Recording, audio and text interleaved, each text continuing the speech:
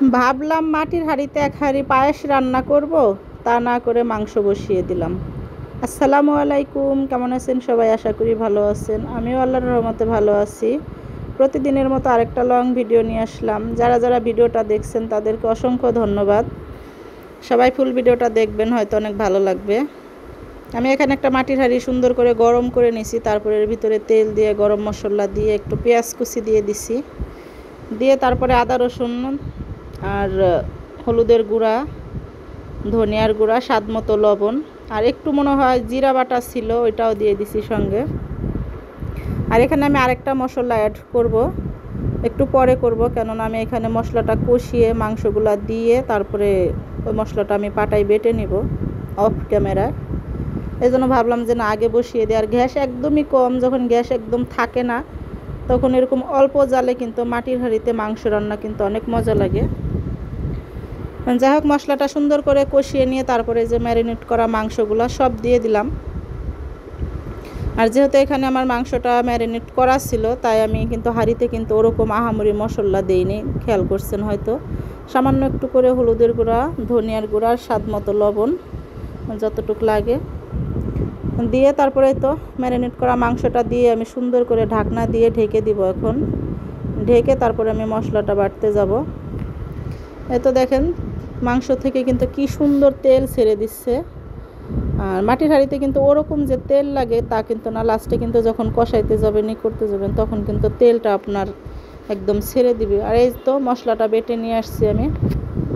এখানে আছে ধনিয়া ভাজা, তারপরে চাউল ভাজা, জিরা ভাজা, আর হচ্ছে কাঁচা লঙ্কা আর পাকা লঙ্কা, যাই বলেন, শুকনো মরিচ, কাঁচামরিচ, সব কিছু মিক্সড করে আমি পাটায় বেটে নিচ্ছি। বাটা মশলা দিয়ে রান্নাটা হবে কিন্তু। যাই হোক, এর সাথে দিয়ে ভালোভাবে নাড়াচাড়া করে আমি সুন্দর করে মিশিয়ে তারপর আবারও ঢাকনা দিয়ে ঢেকে দিব। আর কিছুক্ষণ পর পর এভাবেই আমি ঢাকনা দিয়ে ঢেকে ঢেকে তারপরে কিন্তু রান্না করব। আর যত কষাবেন ততই কিন্তু মজা লাগবে। আর মাটির হাঁড়িতে রান্না করতে গেলে একটু সাবধানের সাথে একটু নাড়াচাড়া করবেন। অনেক আগে আমার আব্বা একটা ভিডিও দেখে পরে বলতেছে যে ও যেভাবে মাটির হাঁড়িতে রান্না করতেছে, যদি মাটির হাঁড়িটা ভাঙ্গা নিচ দিয়ে মাংসগুলো পড়ে যায় তখন কি করবে। যাই হোক, আসলে হাতের ভিতরে সব কিছু এমনভাবে নাড়াচাড়া করতে হবে যে কেন ভাঙবে এটা। তারপরে আমি কিছু কাঁচামরিচ ফালি করে দিয়ে দিব। কাঁচামরিচগুলো কেচে দিয়ে আমি এরকম করে কেটে তারপরে দিয়ে দিতেছি। কিছু কাঁচামরিচ কিন্তু আমি বেটে দিছি, একদম কালারফুল মাংস রান্না ওরকম কিন্তু করব না। আবারও নাড়াচাড়া করে সুন্দর করে আমি কাঁচামরিচের সাথে ভালোভাবে মিশিয়ে দিব। আর মাটির হাঁড়িতে রান্না করতে গেলে বিশেষ করে এরকম লোহার খুরচুন না নিয়ে আপনারা যে কাঠের খুরচুনগুলো, সেগুলোও কিন্তু ব্যবহার করতে পারেন। তা আমি আবার ওগুলোতে তেমন একটা জুত পাই না, সত্যি কথা যা। এটা দিয়ে আমার ভালো লাড়তে চাড়তে সুবিধা হয়। এই খুরচুনটার বয়স আমার প্রায় 17-18 বছর, বিয়ের পরের দিন কেনা। এটা দিয়ে আমি যতটা আমি শান্তি পাই লাড়াচাড়া করে, তারপরে যতগুলা কিনছি একটা দিয়েও আমি ওরকম মজা পাই না। এই তো কষায় তারপরে হালকা একটু পানি দিয়ে দেব, মশলা যে বাটা যে পানিটা ছিল সেটা দিয়ে সুন্দর করে আমি ঢাকনা দিয়ে ঢেকে দিব।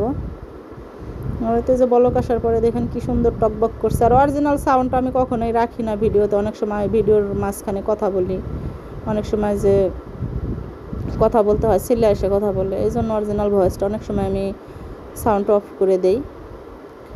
তারপরে যাই হোক, এই তো নাড়াচাড়া করে এর ভিতরে আমি কিন্তু গরম মশলার গুঁড়া দিয়ে দিব।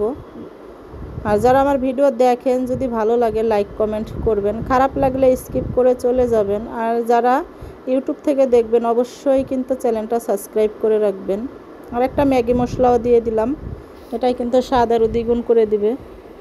আর যাদেরকে এই কথাটা বললাম তারা হয়তো জানেন যে কাদের কথা বলছি স্কিপ করে। যারা ভিডিও দেখলে খারাপ লাগে, রান্নার ভিডিও মানে বাজে মন্তব্য করেন, আমি শুধু তাদের কথাই বলছি। যারা কন্টেন্ট তৈরি করে, যারাই করে, তারা কখনোই কিন্তু বাজে মন্তব্য করতে আসে না, ভিডিও ঠিকই দেখতে আসে লাস্ট অবধি। সমস্যা তো তাদের হয় যাদের রান্নার ভিডিও দেখলে মাথায় কি উঠে আসা বলতে পারবো না, ওগুলা তাদের কথাই বলছি। আবার সবাই কিন্তু নিজের মনে করেন না। যাই হোক, এরকম আমি বারবার এসে অল্প অল্প, এখন চুলাটা একদমই লো হিটে কমিয়ে রাখছি, কেননা মাটির হাঁড়ি কিন্তু একদম গরম। বন্ধ করে দেওয়ার পরেও কিন্তু কিছুক্ষণ এরকম টকবক টকবক করে ফুটতে থাকবে। আর এই জন্য আমি একদম লো হিটে রাখছি, যাতে শুধু আস্তে আস্তেই হয়। আর সুন্দর মতো এটা সেদ্ধ হয়ে যায় ভিতরে, আর একটু ঝোল টোলও থাকে। যাই হোক, এই দেখেন তেলটা কিন্তু এখন আবারও সেই আগের ভাব মতো ছেড়ে দিছে। যতটুকু তেল দেবো পুরাটাই ছেড়ে দেয়, এই জন্য মাটির হাঁড়িতে রান্না করতে গেলে অল্প তেল দেওয়াই ভালো। আমার একটা কড়াই আছে, সেটাতেও রান্না করতে গেলে দেখতাম যে লাস্টের দিক দিয়ে একদম তেল ছেড়ে দিত। এত আমি দুপুরে খাওয়ার জন্য পরে কিছু মাংস নিয়ে নিলাম তুলে। আর এটা কিন্তু লকডাউনের ভিতরে, যখন নাকি একদম নেট বন্ধ করে দিছিল, যেদিন চালু করছিল সেই দিনের ভিডিও। যাই হোক, ভালো থাকবেন সবাই, আল্লাহ হাফেজ।